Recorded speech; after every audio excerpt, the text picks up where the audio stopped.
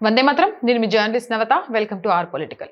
దేశ అంతర్గత రక్షణ విషయంలో బీజేపీకి కాంగ్రెస్కి ఉన్న తేడా ఏంటి అనేది ఈ వీడియో ద్వారా నేను మీకు తెలియజేస్తాను. ఎక్కడ స్కిప్ చేయకుండా చూడండి.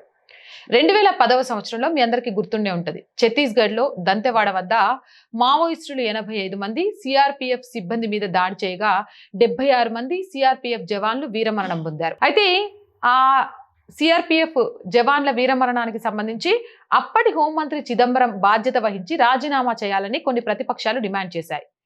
అప్పుడు ప్రధాన ప్రతిపక్షంగా ఉన్న బీజేపీ పార్టీ మాత్రం దంతెవాడ దాడి తర్వాత హోంమంత్రి పి చిదంబరం రాజీనామా చేయకూడదని లేదా ఈ సంక్షోభం నుంచి తప్పుకోకూడదని, అలా చేయడం మావోయిస్టులు దాన్ని విజయంగా సెలబ్రేట్ చేసుకుంటారని బీజేపీ చెప్పింది.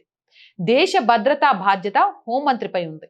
ఆయన యుద్ధరంగం నుంచి వెనక్కి తగ్గుతున్నట్టుగా లేదా రక్షణ ధోరణిలో ఉన్న సైనికుడుగా వ్యవహరించినట్లు కనిపించకూడదు.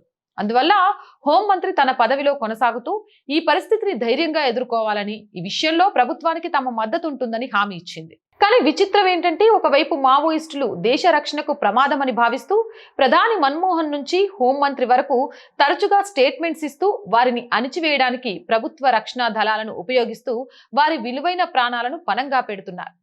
మరోవైపు అదే మన్మోహన్ ప్రభుత్వం నేషనల్ అడ్వైజరీ కమిటీ అని రాజ్యాంగంలో చెప్పని ఒక రాజ్యాంగేతర సంస్థని సోనియా అధ్యక్షతన మంత్రి మండలి నెత్తి మీద సలహా మండలిగా పెట్టి దానిలో కరడుగట్టిన వామపక్ష మావోయిస్టు సానుభూతి పరులైన అరుణారాయ్, యోగేంద్ర యాదవ్, హర్షిమందర్, జాన్ దయాల్, జాన్ డ్రిస్, ఫరాహ్ నఖ్వీ వంటి వారిని ప్రభుత్వం పరోక్షంగా నడవడానికి వేసుకుంది కాంగ్రెస్.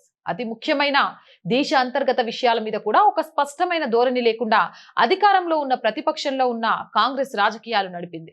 అందుకే ఒక సైద్ధాంతిక నిబద్ధత లేని ఒక వ్యక్తుల గుంపు కాంగ్రెస్ పార్టీ అని చాలా మంది అంటూ ఉంటారు.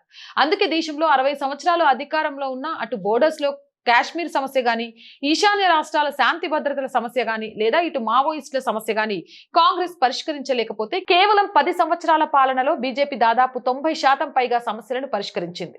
అభివృద్ధి, దేశ రక్షణ, ఆర్థిక విధానాలపై ఒక స్పష్టమైన వైఖరి ప్రకటించి రోడ్డు మ్యాప్ తయారు చేసుకుని ఎన్నికల్లో బాగా కష్టపడి గట్టిగా ప్రచారం చేసి గెలిచి దేశాన్ని పరిపాలించాలని సొంత దార్శనికత లేక ఎన్నికల్లో గెలిస్తే మౌనంగా ఉండి ఓడిపోతే ఈవీఎంలను నిందిస్తూ అదే పాత వామపక్ష భావజాల మేధావులను సలహాదారులుగా పెట్టుకుని జేఎన్యూ డియు విద్యార్థుల ద్వారా అరాచకం సృష్టించి అధికారంలోకి రావడానికి ప్రయత్నించున్నాడు రాహుల్. ఈ బొద్దింకల ఆందోళనను అడ్డం పెట్టుకొని అర్థమైందిగా దానికి దీనికి ఉన్న తేడా.